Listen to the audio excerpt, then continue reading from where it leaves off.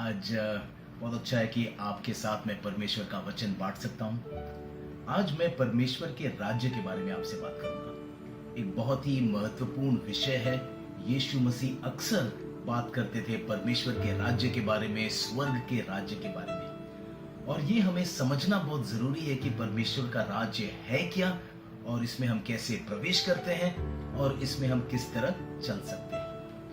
आज मैं मत्ती 13 से आपसे बात करूंगा, क्योंकि ये जो अध्याय है, इसमें यीशु मसीह परमेश्वर के राज्य के बारे में बहुत कुछ समझाने का प्रयत्न करते हैं, और आप और हम इसे समझ सकते हैं। परमेश्वर का राज्य हम जानते हैं कि एक आत्मिक राज्य है, एक सांसारिक राज्य नहीं है, एक जमीन वाला राज्य नहीं है जैसे राष्ट्रों के बारे में हम बात करते हैं। नहीं, ये एक आत्मिक राज्य है, और परमेश्वर चाहता है कि हम इस राज्य को समझें। ये धार्मिकता, प्रेम, शांति से भरा हुआ एक आत्मिक राज्य है। तो आइए देखते हैं मत्ती 13 में यीशु मसीह हमें क्या सिखाने का प्रयत्न करते हैं।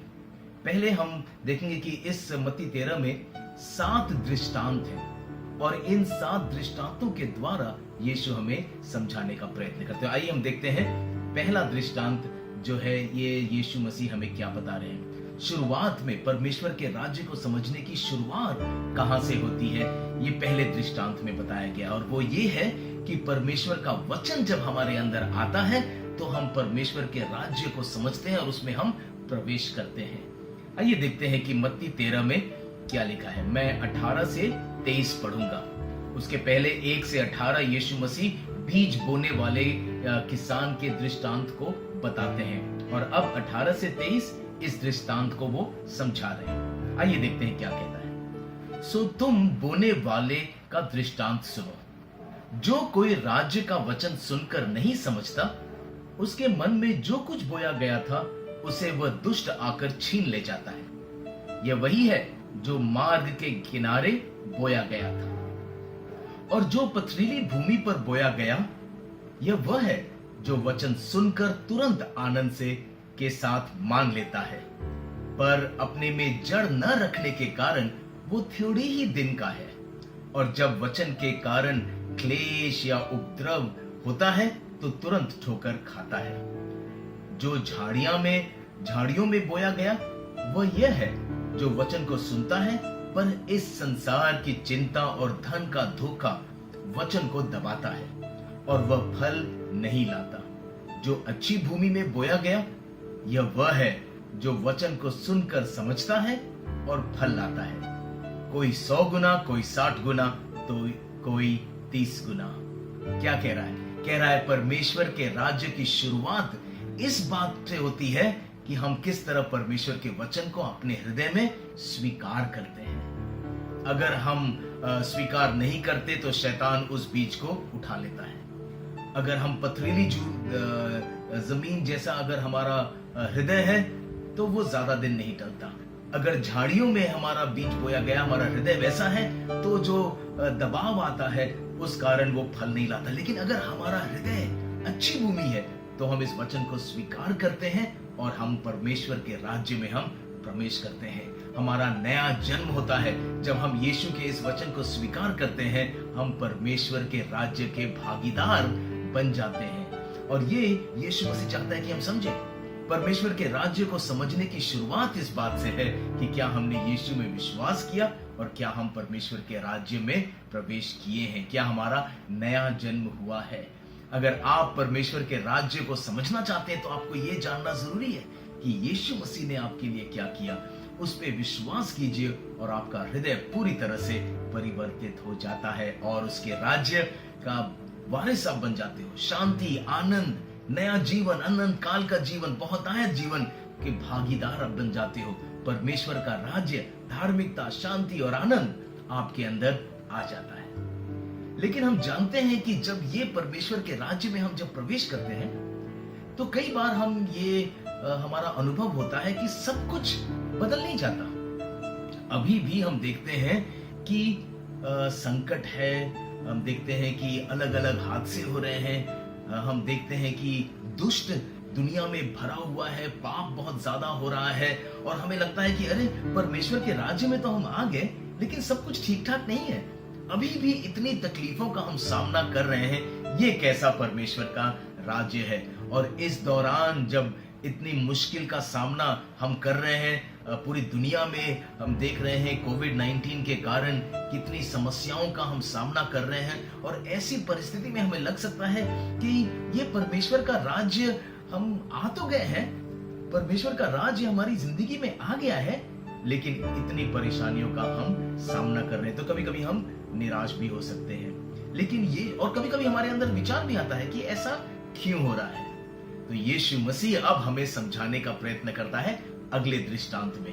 तो आइए देखते हैं दूसरा दृष्टांत क्या है। ये है मत्ती 13 और 24 से 30 में आपके लिए पढ़ूंगा। आइए इसे हम सुनते हैं। उसने उन्हें एक और दृष्टांत दिया कि स्वर्ग का राज्य उस मनुष्य के समान है जिसने अपने खेत में अच्छा बीज बोया। पर जब लोग सो रहे थे तो उसका बैरी आकर गेहूं के बीच जंगली बीज बोकर चला गया। जब अंकुर निकले और बालें लगी तो जंगली जाने भी दिखाई दिए। इस पर गृहस्थ के दासों ने आकर उससे कहा, हे स्वामी, क्या तूने अपने खेत में अच्छा बीज न बोया था? फिर जंगली दाने के पौधे उसमें कहां से आए? उसने उनसे कहा, यह किसी बैरी का काम है। दासों ने उससे कहा, क्या तेरी इच्छा है कि हम जाकर उनको बटोर लें? उसने कहा, ऐसा नहीं, न हो कि जंगली दाने के पौधे बटोरते हुए उनके साथ गेहूं भी उखाड़ लो। कटनी तक दोनों को एक साथ बढ़ने दो, और कटनी के समय मैं काटने वालों से कहूंगा, पहले जंगली दाने के पौधे बटोरकर जलाने के लिए उनमें गट्ठे बांध लो, और गेहूं को मेरे खत्ते में इकट्ठा करो। क्या कह रहा है यीशु मसीह यहाँ पे? कह रहा है कि दुष्ट और भलाई दोनों साथ साथ रहेंगे। यहाँ पे कह रहा है कि हाँ, गेहूं है, लेकिन शैतान है जो गेहूं के बीच में जंगली बीज डाल देता है, और वो जंगली झाड़ भी उगने लगते हैं। और फिर ये कहते हैं, ठीक है, क्या हम तुरंत इसका खत्म कर दें? क्या हम जंगली को अलग कर दें? और यीशु मसीह कहता है, नहीं नहीं, दोनों को साथ ही रहने दो, दोनों को साथ ही उगने दो।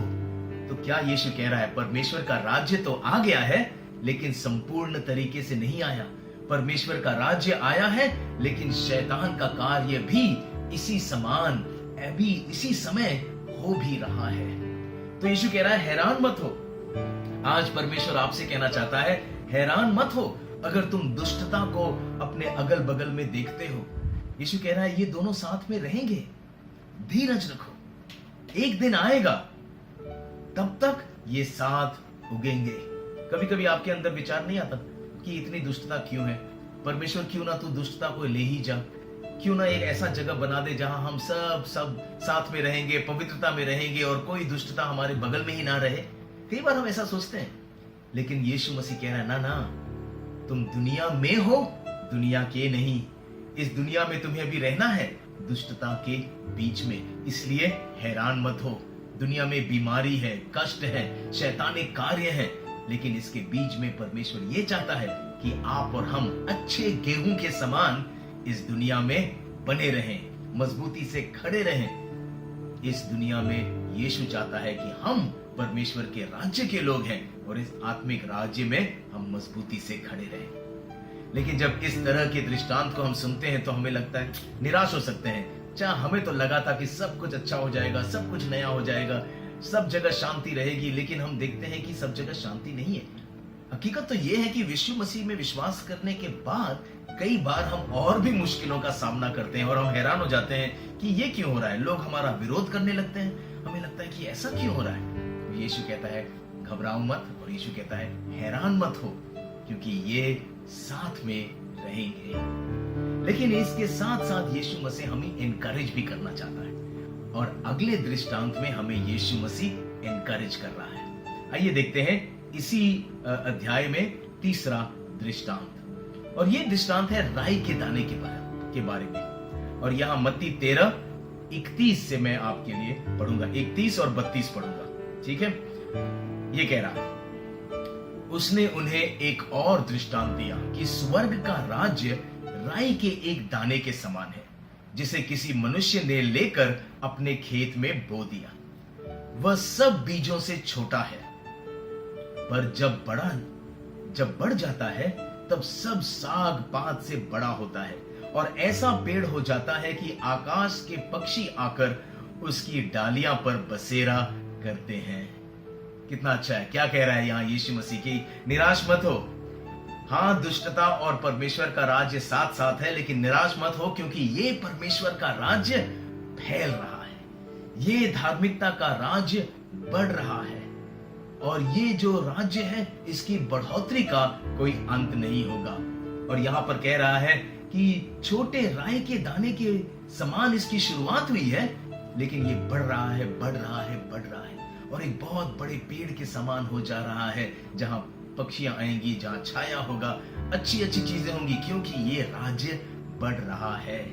दोस्तों, आज आप इनकरेज हो कि जहां पर भी आप हो, दिल्ली में परमेश्वर का राज्य बढ़ रहा है, ये शांति का राज्य बढ़ रहा है, ये प्रेम का राज्य बढ़ रहा है। पूरे भारत भर में ये प्रेम का राज्य बढ़ रहा है। दुनिया भर में चाहे जितनी भी मुश्किलों का सामना हम करें, एक सच्चाई जो यहाँ पर यीशु मसीह कह रहा है कि परमेश्वर का राज्य बढ़ रहा है, उसकी बढ़ोतरी हो रही है। सो बी एनकरेज्ड। आप प्रोत्साहित हो, निराश मत हो कि ये क्या हो रहा है।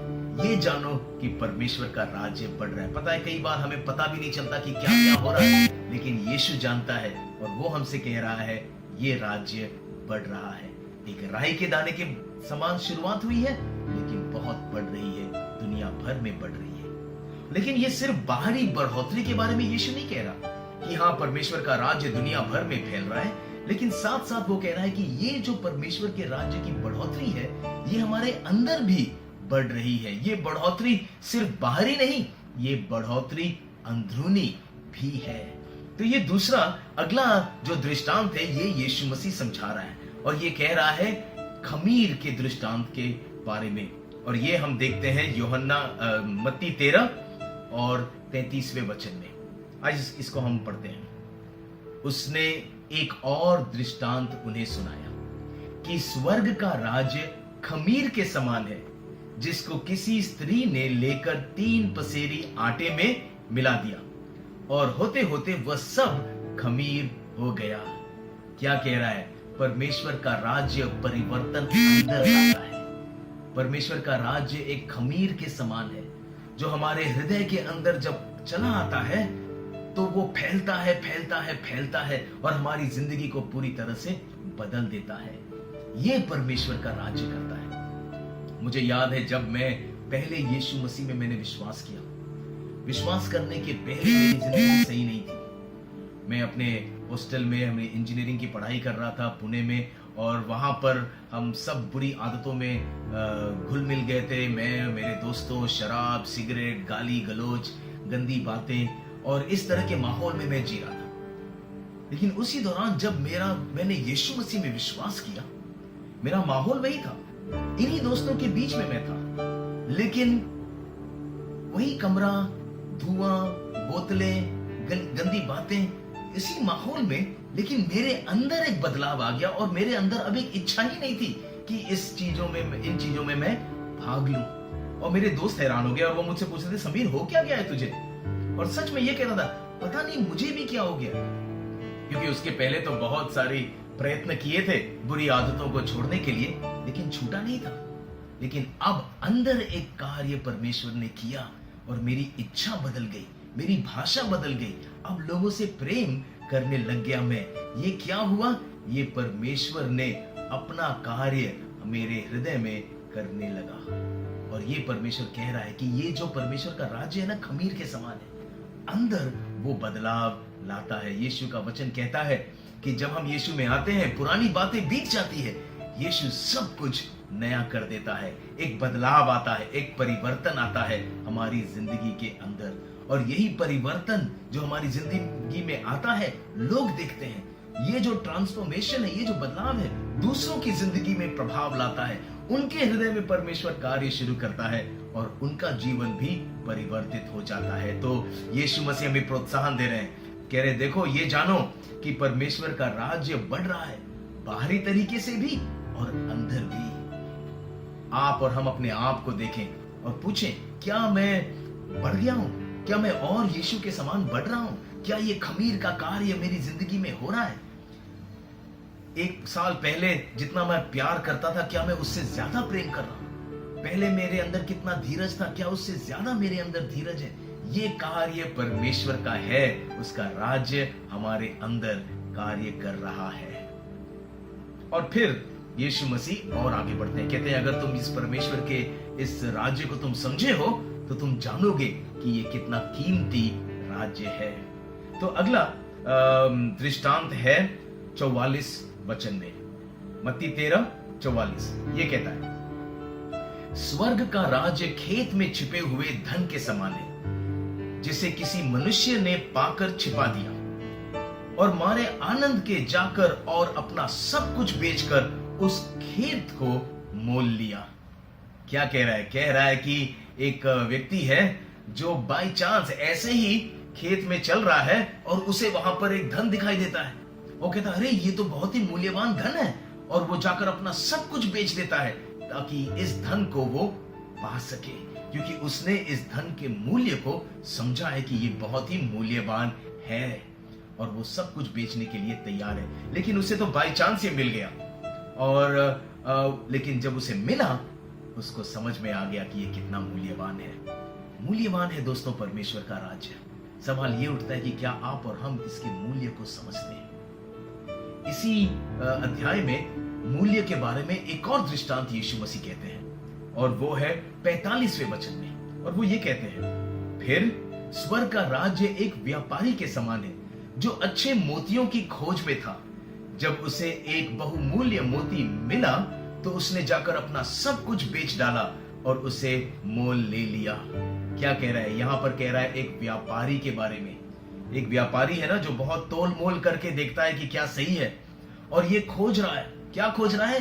वो खोज रहा है कि अच्छी मोती और अच्छे जेवर वो खोज रहा है और परख रहा है। लेकिन जब उसे ये मोती मिलता है तो वो सब कुछ बेच देता है ताकि इस मोती को वो हासिल कर सके। दोनों दृष्टांत एक समान है। समान ये है कि ये दोनों जानते हैं कि सबसे मूल्यवान चीज परमेश्वर का राज्य है। लेकिन पहले व्यक्ति को ऐसे ही मिल गया और दूसरा व्यक्ति एक खोजी था। कई लोग हैं जो खोज रहे हैं सच को। कई लोग हैं जो धार्मिक पुस्तकें पढ़ रहे हैं, अलग अलग चीज कर रहे हैं, तत्व ज्ञान धर्म के पीछे, और सोच रहे हैं कि किस तरह मैं इस सच को पा सकूं।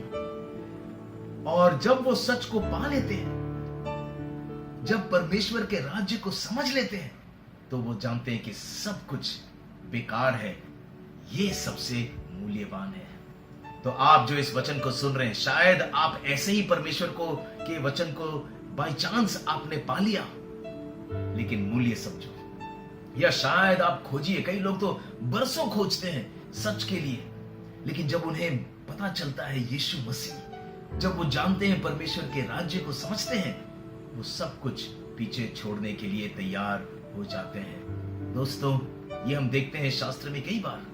पौलुस ये कहता है, पौलुस तो परमेश्वर के राज्य के खिलाफ था, लेकिन एक दिन जब परमेश्वर के राज्य को वो जानता है, जब यीशु के साथ उसकी मुलाकात होती है, पौलुस कहता है, मेरा ज्ञान कोई काम का नहीं, मेरा सब कुछ काम का नहीं, मैं तो वो सब चीजों को बिल्कुल कूड़ा या कचरा के समान समझता हूं, जबकि मैं देखता हूं कि परमेश्वर यीशु मसीह और उसका राज्य कितना मूल्यवान है।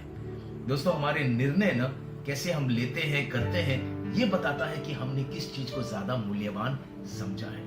कई बार हम अपनी जिंदगी के चौराहे पे रहते हैं और हमें चुनना पड़ता है कि हम कौन से मार्ग पे जाएंगे। मेरी जिंदगी में ऐसा हुआ, जब मैंने यीशु में विश्वास किया तो बहुत लोग खिलाफ हो गए। बहुत लोग सोचने लगे, ये क्या हो गया है, ऐसा क्यों कर रहा है। और मेरे परिवार भी समझ नहीं पाए कि मैं ये क्यों कर रहा हूं। मैं जान सकता हूं कि उनके दिमाग में प्रश्न उठे, लेकिन मेरे सामने एक सवाल था कि क्या मूल्यवान है। मैं अपने परिवार, अपने घराने से बहुत प्यार करता, लेकिन जब मैंने इस यीशु मसीह और उसके राज्य को समझा तो मुझे एक चुनाव करना पड़ा कि नहीं, मैं तो यीशु के पीछे ही चलूंगा। ऐसे ही चुनाव आपको अपनी जिंदगी में करने पड़ेंगे, अलग अलग चुनाव, कि क्या आप परमेश्वर उसके राज्य को सबसे ज्यादा महत्व देंगे या दूसरे चीजों को। कई बार हम चिंतित होते हैं। आज के जमाने में कई लोग चिंतित हैं कि क्या हो रहा है दुनिया में, क्या होगा, कल क्या होगा, भविष्य क्या होगा। आप चिंतित हैं, ऐसे में आप किस तरह के निर्णय लेंगे?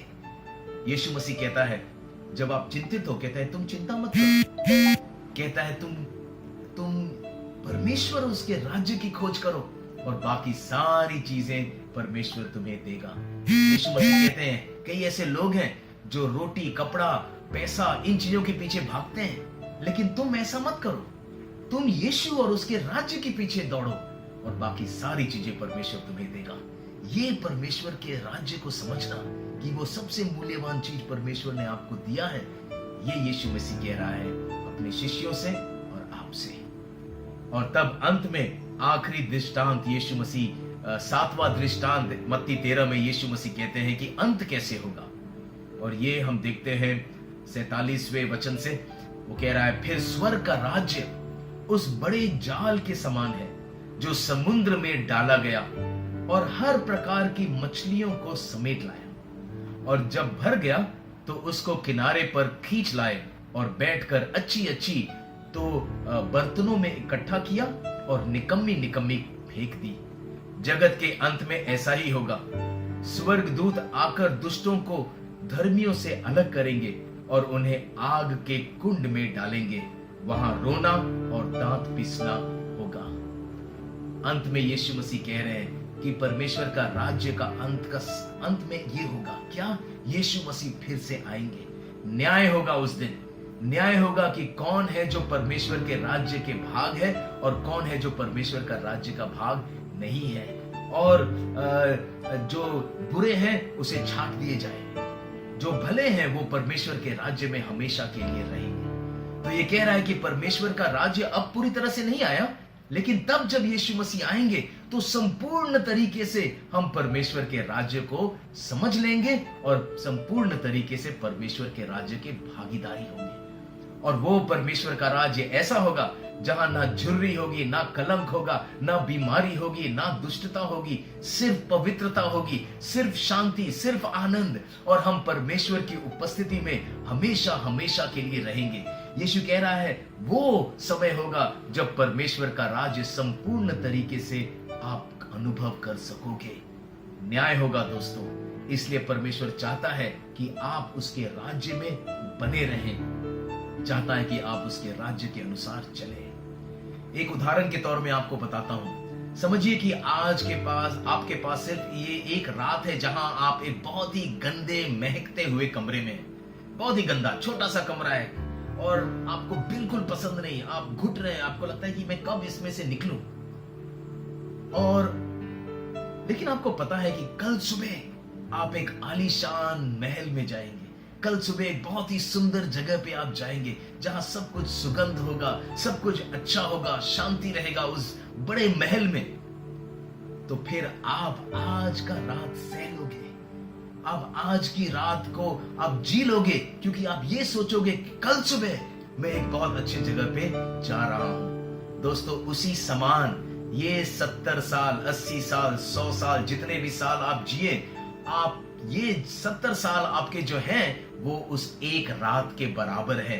उसके बाद हम जाने अनंत काल के लिए हम एक आलीशान और एक बहुत ही अच्छे जगह में परमेश्वर के साथ बिताएंगे। और यीशु मसीह ने कहा मैं जा रहा हूं तुम्हारे लिए एक जगह तैयार करने के लिए। दोस्तों तब हम परमेश्वर के राज्य को संपूर्ण तरीके से उसका आनंद लेंगे। तब तक बुराई और भलाई साथ में रहेगी, तब तक हम सह लेंगे, तब तक हम परमेश्वर के राज्य को बढ़ाएंगे, तब तक हमारे अंदर परमेश्वर का राज्य बढ़ता जाएगा ताकि हम और भी यीशु के समान बनते जाएं। लेकिन हम इंतजार कर रहे हैं, हम अपेक्षा कर रहे हैं कि उस दिन जब हम यीशु के साथ हमेशा के लिए रहेंगे। परमेश्वर का राज्य आया है लेकिन अब तक पूरी तरह से नहीं आया, लेकिन एक दिन आएगा और उस दिन का हमें इंतजार है। यही आज मैं आपसे बांटना चाहता हूं। मैं आप प्रार्थना करूंगा कि परमेश्वर का ये वचन आपके हृदय में बस जाए। आइए प्रार्थना करें। यीशु मसीह हम धन्यवाद देते हैं कि हम जिसने विश्वास किया है हमारे अंदर परमेश्वर का राज्य आ गया और हम इस राज्य में प्रवेश किए हैं। आज मेरी प्रार्थना है उन लोगों के लिए जिन्होंने यीशु तुझ में अब तक विश्वास नहीं किया, आज मैं मांगता हूं कि ये वचन उनके हृदय को छुएगा प्रभु, और ये तुझ में विश्वास करेंगे और तेरे राज्य के भागीदार बन जाएंगे। यीशु, मेरी ये भी प्रार्थना है तेरे नाम से कि हर एक को तू आशीषित करेगा। हम मांगते हैं जो मुश्किल परिस्थिति का सामना कर रहे हैं, ये सह लेंगे, मजबूत खड़े रहेंगे, निराश नहीं होंगे, बल्कि प्रभु तू इन्हें प्रोत्साहित करेगा ताकि ये तेरे राज्य में बढ़ते जाएं और तेरे राज्य को बढ़ाते भी जाएं। यीशु मसीह, ये मेरी प्रार्थना है। और हम मांगते हैं कि सब तैयार रहेंगे उस दिन के लिए, एक दूसरे को प्रोत्साहित भी करेंगे इन वचनों से कि यीशु मसीह आएगा और हमेशा के लिए हम अनंत काल का जीवन उसके साथ जिएंगे। हर एक को तू आशीष दे यीशु, हम तेरे नाम से मांगते हैं। आमेन, आमेन।